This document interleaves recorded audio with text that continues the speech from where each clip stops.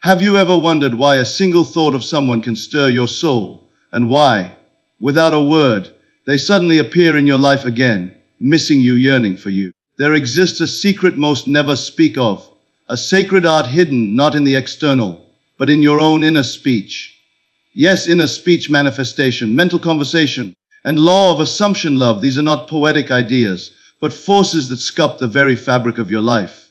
When you learn to assume they miss you, not with neediness, but with certainty, you begin to awaken your forgotten power. Let us begin with a truth that has always been. Your world is echoing your inner dialogue. You speak inwardly all day long, and unknowingly, you are conducting silent conversations with those you love. But are those conversations filled with rejection, doubt, and lack? Or are they shaped by confidence, warmth, and fulfillment? To make them miss you, you must begin within. Speak to them as if they were listening, because they are. In inner dialogue, you craft a vivid emotional landscape in which you are cherished, longed for, and remembered.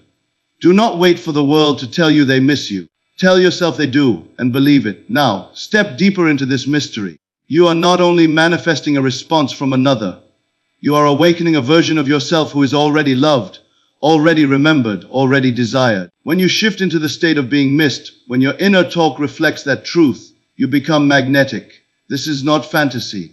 This is spiritual law. You are not persuading them through force or manipulation. You are aligning with the truth of your relationship at the level of spirit. Through subconscious mind love manifestation, you communicate with their higher self. You are calling them through the vibrational alignment of love, a frequency which cannot be resisted. This is why your inner conversations to attract a person must be tender, confident, and repeated. Just as water shapes stone over time, your persistent inner speech will erode the old image and birth a new reality.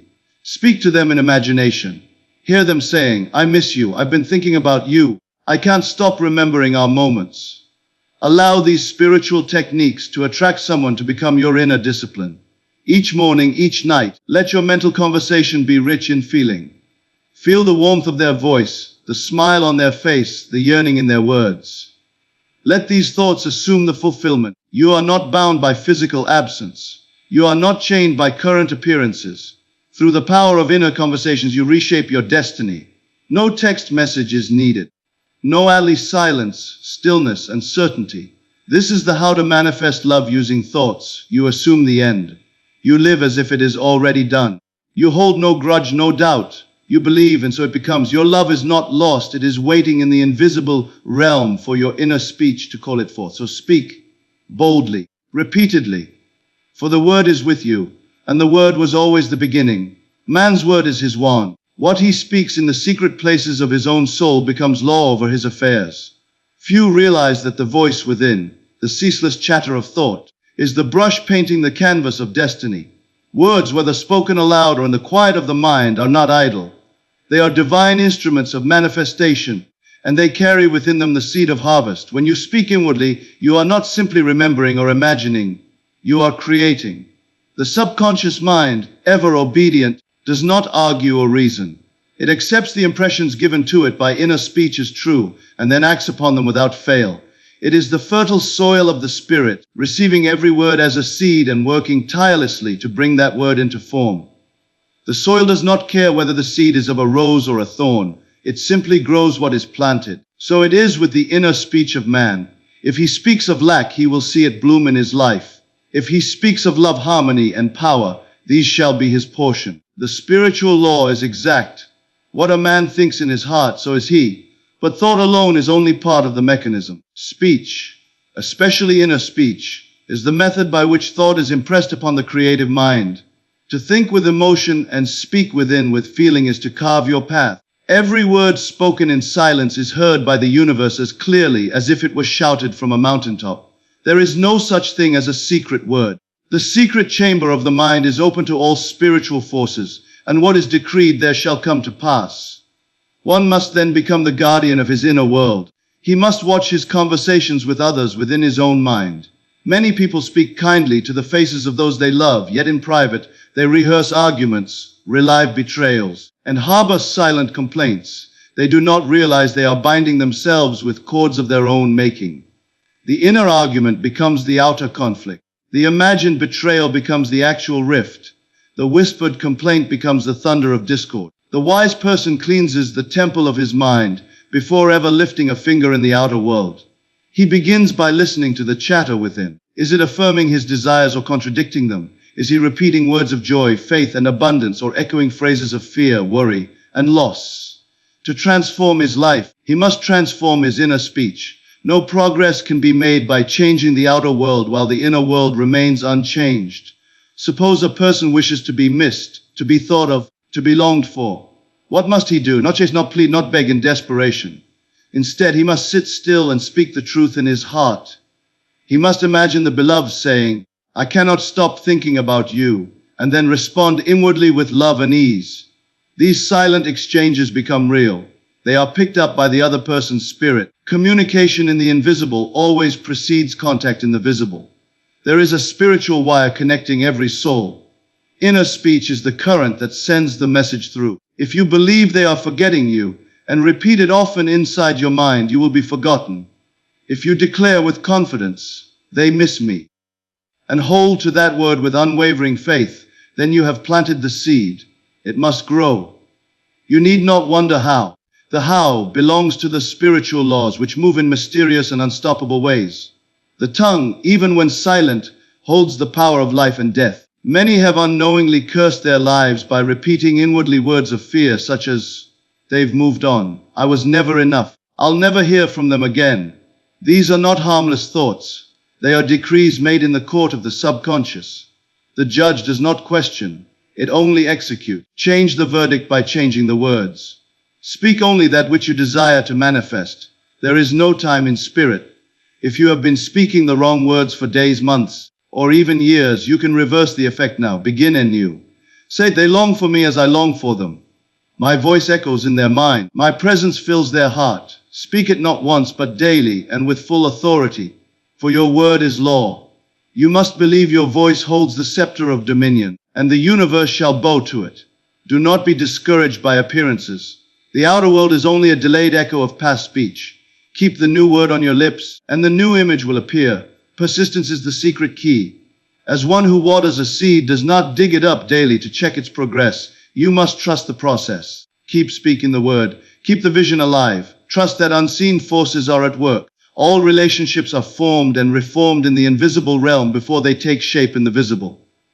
You are not dealing with flesh and blood, but with energy, vibration, and law. Speak inwardly, not as one begging for change, but as one proclaiming divine truth.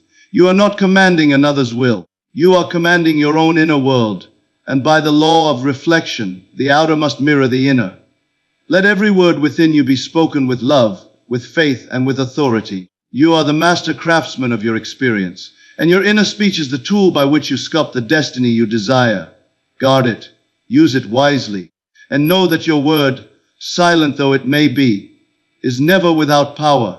Everything begins in imagination. What you see with your outer eyes may persuade you of what is, but what you feel and believe in your imagination will determine what will be. To make someone miss you, to feel your absence as a presence, to pull on the strings of another's soul without touching their hand or speaking a word. You do not need to act outwardly. You need only learn to dwell inwardly. There is no greater power than controlled, directed imagination fused with feeling. You must not wait for signs or proof. The proof appears only after the assumption has been fully accepted. When one desires to be missed by another, the natural tendency is to look outward, to watch their behavior, to seek communication, to check messages, or to analyze what they said last. But none of that has creative power. All of that belongs to the world of effects. You are the cause. You do not cause change by chasing appearances. You cause change by entering the state where the result has already been accomplished. Suppose you wish for a specific person to miss you, to long for you, to wake up with your name in their thoughts and go to sleep imagining your presence. You must become the one who is already missed. You do not hope for it. You do not beg for it. You embody it. Imagination is not pretending. It is assuming. It is entering the scene where that person is already yearning for you, speaking to you, seeking you out, and feeling the echo of your presence in their soul. You begin with the end. You start not with, "What should I do?" but with, "What would I feel if it were already done?" You must take your attention off the outer world and turn within. Close your eyes and picture the moment after they've told you how much they missed you. Hear their voice. Let it become vivid. Feel their words sinking into your heart like the echo of a memory returning home. They say, "I don't know why, but I keep thinking about you. I've missed you more than I can explain." And you calm and assured smile, not with surprise, but with peace, because you've already heard this confession 100 times in imagination. Imagination creates the mold and feeling fills it with substance. You are not merely visualizing a wish. You are entering a new state of consciousness. And in this state, the world bends to reflect your conviction. Just as the moon's pull governs the ocean's tides, your inner movement calls forth responses in others. There is no separation between souls. In imagination, all are one. What you feel of another is felt by them. Not always instantly, not always consciously, but inevitably and deeply. You are always communicating through the unseen realm.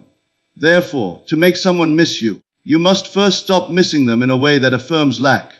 To miss them with absence is to confess to yourself that they are gone. But to dwell in the assumption that they are already thinking of you is to turn longing into power.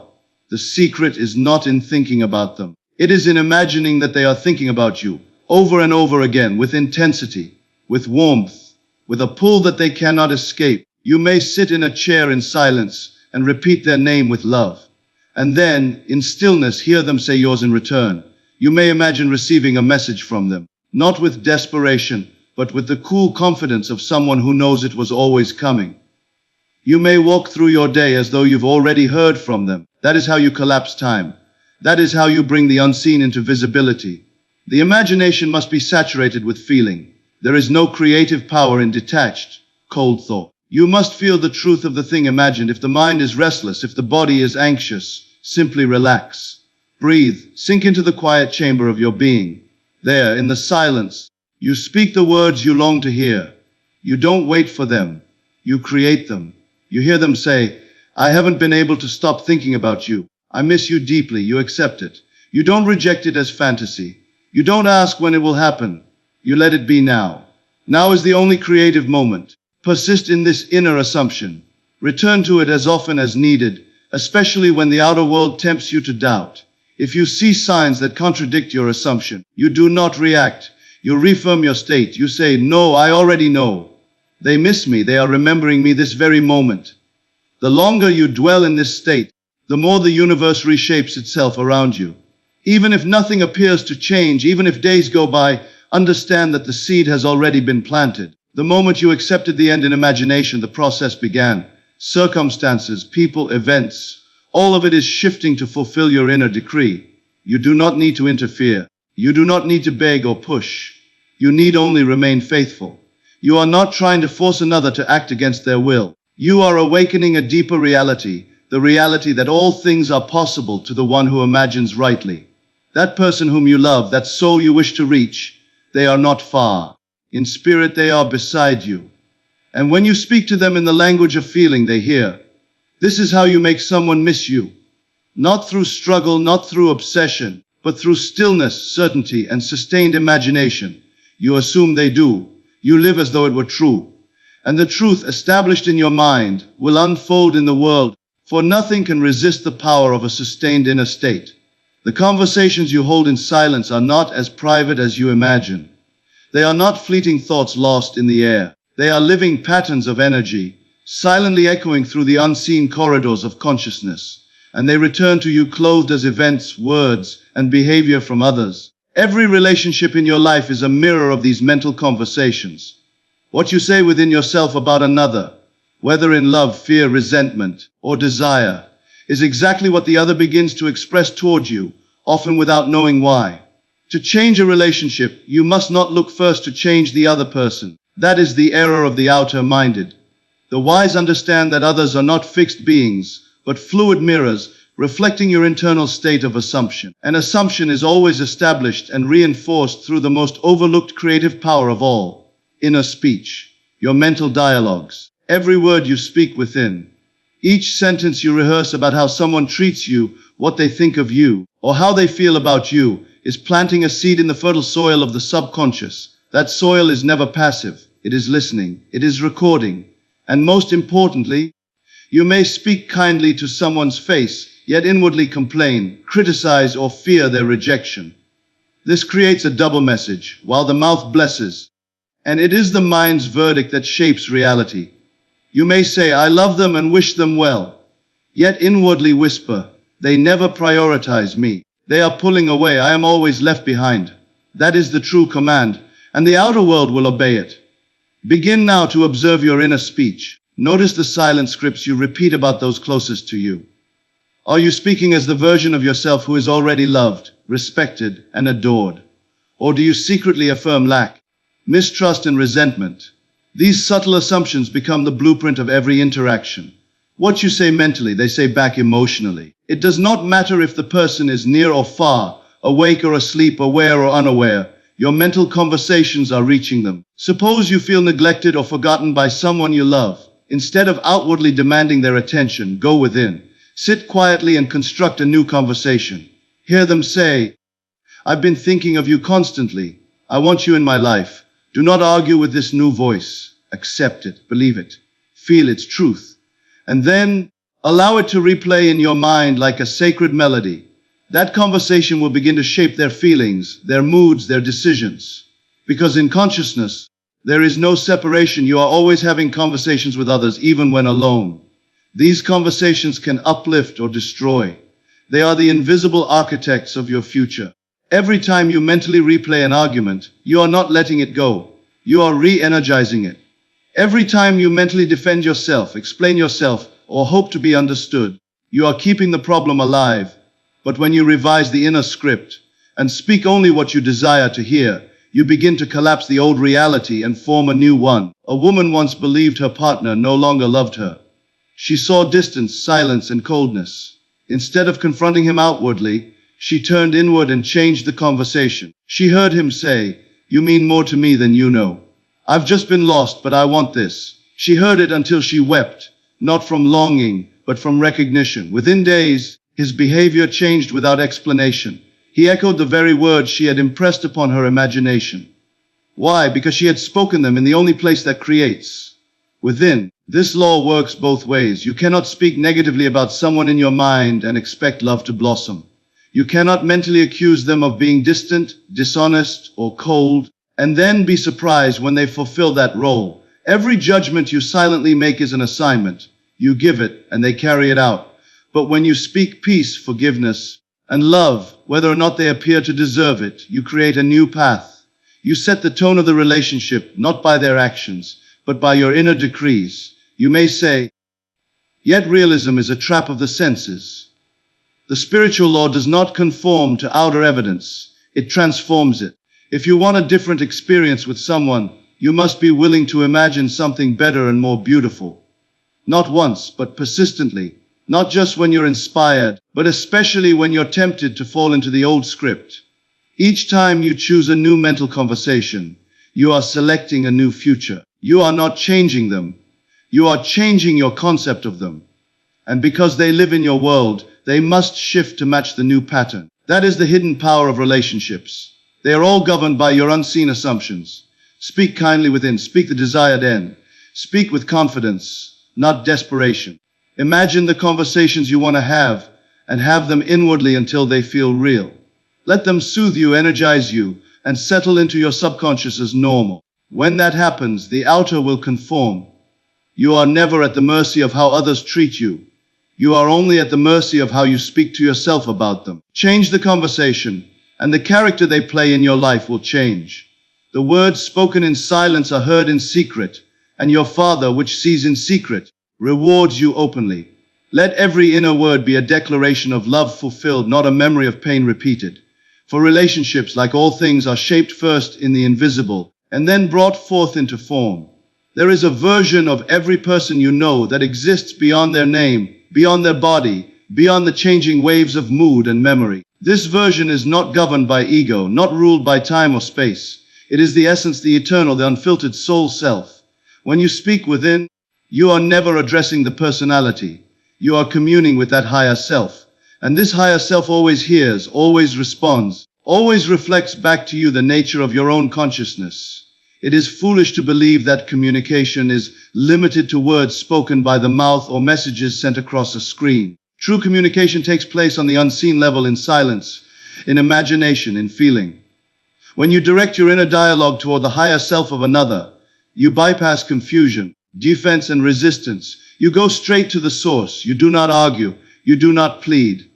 You assume and speak from love, from vision, from the desired end. That is how creation works, from the invisible to the visible. Suppose you are in a state of separation. Someone you love has withdrawn. They no longer call, no longer respond, no longer seem to think of you. You feel forgotten. And so you're tempted to send messages to seek closure, to explain yourself.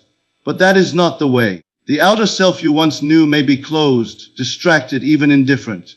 But their higher self is always listening. And when you learn to speak to that higher self in imagination, with love and confidence, you begin to stir something deep within them. Your words do not vanish into a void. They are carried in vibration. They are etched in spirit. So do not imagine the version of them who is cold or silent. Imagine the version who is open, loving, and awakened. Call to them silently, not with need, but with the certainty that you are heard. You might say inwardly, "You and I are one in love. You remember me with joy. You feel peace when you think of me." Speak it gently, clearly, and feel it as true. As you do this, you are reshaping their inner atmosphere, not by force, but by resonance. Every soul responds to the vibration of truth. Every soul hears the call of love. You are not manipulating another's will. You are awakening the truest version of them. The version who already knows harmony, who already chooses love, who already remembers the bond you share. The world sees division. It sees people as separate bodies, separate minds, separate choices. But imagination sees unity. In the realm of imagination, time collapses, space dissolves, and only consciousness remains. You are not alone. You are not unheard. You are connected by the divine fabric of mind. The higher self of the one you love is not far away. It is here, now, present in the silence, waiting to be engaged. And so you engage, not once, but daily. You go within as a sacred practice. You close your eyes and construct the inner scene. Perhaps you imagine them smiling as they think of you, or reaching for the phone with warmth in their heart. You hear their voice say what you long to hear, not as a wish. And you respond inwardly with love. These inner dialogues become the foundation of new events. What is heard within must be expressed without. Do not let appearances discourage you. Do not confuse delay with denial. The world will conform in time to the new image you hold. But your task is not to chase outcomes. Your task is to remain faithful to the inner communion, to persist in the unseen until it becomes seen, to believe you are heard even when all seems silent. If you doubt this power, look at your past. Consider the time someone came to mind strongly and then reached out, or the moments when you thought of someone with intensity and they crossed your path. These are not accidents. They are glimpses of the law in motion. What is impressed in the deep mind is expressed in the surface world. And when that impression is made in love, through inner dialogue, it returns multiplied. There may be resistance in your own mind. Thoughts like, they won't change. It's too late. They don't care. These are not truths. They are simply suggestions. Old scripts you no longer need to follow. Cast them out and replace them with new words. They are awakening. They are remembering. They are reaching for me in spirit. The more you repeat these truths, the more your own heart believes. And once belief is established, expression must follow. This is the sacred art of inner communion. You are not working with outer people. You are working with inner states. Every person in your life plays the part you assign to them through your assumptions. An assumption is cemented through repetition, through emotion, and most powerfully. So speak rightly, speak lovingly, speak to the highest version of everyone you know. And especially speak to the highest version of the one you miss. For that version already knows you, already loves you, already longs for the reunion. You are not calling it into being. You are stepping into alignment with what already exists in the unseen. That is the nature of creation. You speak, and it is so. You assume, and the world rearranges itself. You commune in silence, and the outer voice returns. The world does not change by effort. It changes by assumption. The one you love is not bound by the past. They are moved by the spirit. So move them gently through silent conversation. And as you do, you will begin to see subtle signs, a shift in energy, a message, a dream, a sudden change in behavior.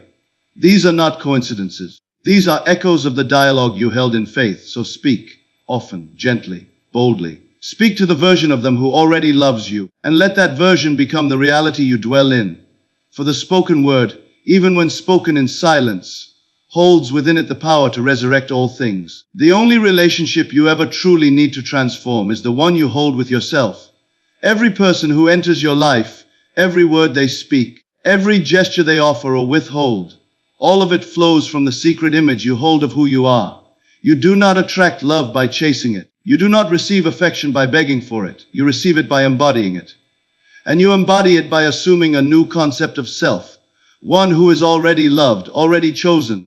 Your self-concept is not your body. It is not your history.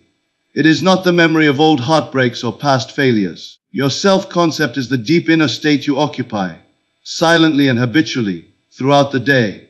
It is the tone of your inner speech, the way you explain yourself to yourself. When you say, I am always ignored, or I'm not good enough, you are not describing life, you are commanding it. You are not analyzing your condition. You are assigning yourself a role, and the world plays it back with absolute precision. You must realize the world does not see you as you are. It sees you as you assume yourself to be. The lover you wish to draw near, the affection you hope to experience. These are not things to be found, they are reflections. You are not attracting love by force or by chance. You are radiating it, and by law it returns.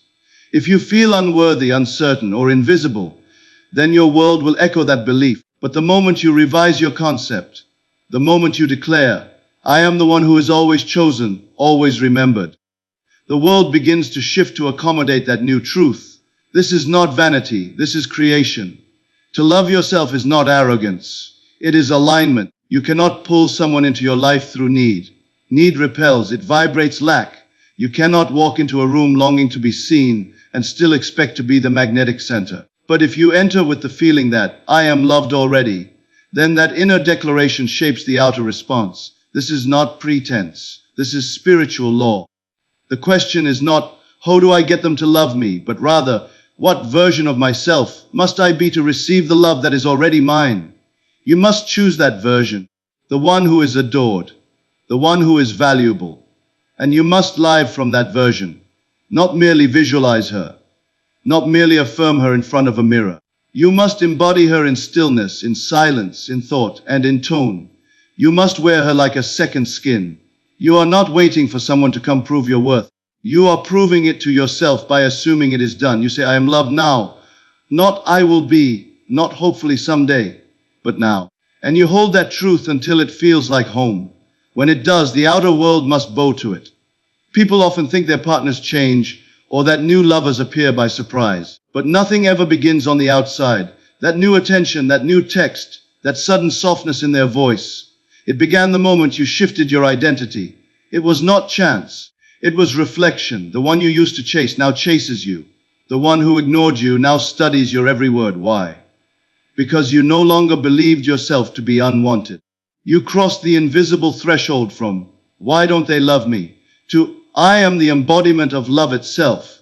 You must get clear on the story you are telling yourself about yourself. Sit quietly, observe the thoughts that pass through you. Do they say, I'm always left behind, or do they say, I am unforgettable? Do they echo shame or radiate glory? You cannot receive devotion if you secretly believe you are unworthy of it. And so, the first act of manifestation is always inner revision. You must burn the old script and write a new one in consciousness. Imagine now the version of you who is deeply in love and deeply loved in return. What does she wear? How does she speak? How does she move? What does she expect? What does she tolerate? Let that version rise in your imagination like the sun at dawn. And once you see her, you step into her. Not tomorrow, now. That is how a self-concept is shifted, through the decision to no longer entertain the old state, no matter how real it once seemed. The universe does not reward the worthy. It reflects the assumed. So if you continue to assume you must prove yourself to be loved, you will keep meeting those who challenge your value. But if you assume you are loved without effort, without chase, without compromise, then life begins to dance to that rhythm. People appear who mirror that truth. Conversations arise that match it. Opportunities form to validate it. Nothing resists a being who has fully accepted their worth. The door opens where once it was shut. The message comes where once there was silence. Not because the world has changed, but because you did. And as you hold that new concept, faithfully, patiently, the transformation becomes permanent. So dare to believe in the new version of yourself. Not as a wish, but as a fact. The one who is loved, who is wanted, who is seen. That version already exists. She is waiting for you to claim her. And when you do, love can no longer hide. It is drawn to you, pulled by the gravity of your conviction. That is how the self shapes reality. That is how the inner world becomes the outer. And that is how love, once assumed, can never again be lost. The great secret of manifestation is not in the spark of desire, but in the steady flame of persistence. You do not receive what you want simply because you want it. You receive what you become. And to become it, you must dwell in the state of the fulfilled wish. Not once, not briefly, not conditionally, but continuously, quietly, faithfully. The one who learns to persist in the new state of being becomes the master of reality. You may awaken to the truth of imagination. You may understand that all things are shaped from within. You may see glimpses of success, fleeting signs that affirm your power. But if you do not remain in the assumption, if you return to the old self at the first sign of resistance, then you break the pattern before it has time to form. The bridge was building, but you turned away. And so you begin again, confused by delay, unaware that it was not the world that failed. It was your own return to the former state that delayed the manifestation. To persist means to occupy a new version of yourself and to hold that inner position regardless of outer appearances. Suppose you have imagined yourself as loved. You have seen it in vivid detail. You felt the embrace, heard the words, experienced the reunion in imagination. That was the planting of the seed. But the seed needs stillness and time. It needs darkness before light. If you dig it up with doubt, asking where it is, wondering if it's working, you interrupt the process. Persistence is not struggle. It is not willpower. It is not shouting louder or working harder.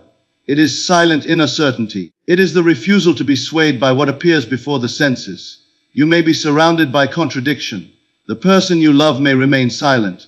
The message may not come. The call may not arrive. But within you, the state is already fulfilled. And you return to it each time your mind wanders. You say within yourself, no, I am already remembered. I am already chosen. And you say it not as a wish, but as a law. Do not measure your success by what happens today. Do not demand evidence from the outer world before you feel it inwardly. This is the reversal of true creation. The world will always show you what you have assumed. But it takes time for what is assumed to crystallize. Between the assumption and the manifestation, there is always a sacred silence. And what you do in that silence, what you continue to feel and believe, determines what is born. Persistence does not mean forcing thoughts. It means living in the end, again and again until the end becomes your natural state. If you have declared yourself abundant, yet return to fear each time a bill arrives, you are not persisting, you are wavering. If you have assumed yourself to be loved, yet feel unworthy the moment a delay appears, you have slipped back into the old man. And the old man brings old results. You must remain in the new state even when nothing seems to happen. Especially when nothing seems to happen. The test is not in the breakthrough. It is in the silence between your declaration and its fulfillment. If you remain faithful in that gap, the outer world must bend. It is not a question of if, but when. The one who persists does not hope. They know. They do not ask if the assumption is working. They live as if it already has. If you feel the impulse to check, to doubt, to seek validation, pause. Return to the state. Feel the reality of the thing already done. If it helps, speak to yourself gently. I've already received it. It is already mine. Let that be your atmosphere. Let it be the air you breathe. Many begin this work with passion, but lose momentum at the first sign of opposition. They assume the end for a few minutes, then return to the old complaint, the old fear, and they wonder why nothing changes. It is because you cannot serve two masters. You cannot claim love in imagination and feed fear in silence. You must choose your new self and remain loyal to it, as you would to a dearest friend. Persistence is the daily practice of being what you wish to become, until the world agrees. Not by pressure, but by alignment. You become so rooted in your new state that it no longer feels like a performance. It becomes natural, normal. You are no longer pretending to be confident, loved, successful. You are. And once it is natural to you, it must appear around you. You are not here to observe reality. And you do so not by reacting to what is, but by persisting in what will be. Every assumption has a gestation period. You cannot rush it. And if you hold it, the world must obey. Train yourself to return to the end. Let every moment of doubt be a signal to assume again. When the phone is silent, imagine the call. When the room feels empty, imagine their presence. When fear arises, respond with your inner knowing. It is already done. The mind will try to pull you back into the familiar self. Let it try, but you do not return. You remain where the wish is fulfilled, and you rest there. You do not need to fix the world. You do not need to chase the dream.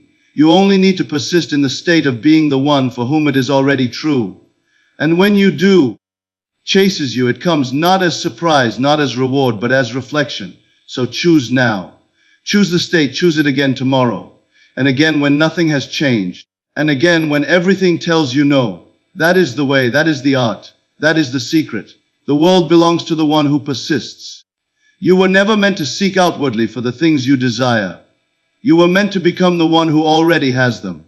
In every silence, you are shaping your world. With every inner word, you assign meaning, mold behavior, and command form to take shape. The truth is not found in appearance but in assumption. The seen is only the shadow of what has already been accepted in the unseen. You do not attract love by hoping, nor do you win it by effort. You attract it by embodying the state of being loved, persistently, confidently, quietly.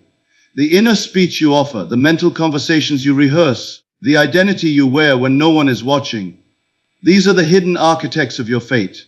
If you desire to be missed, to be loved, to be chosen, then speak from that reality. Speak to their higher self, call them an imagination. Feel the warmth of fulfillment. Then persist.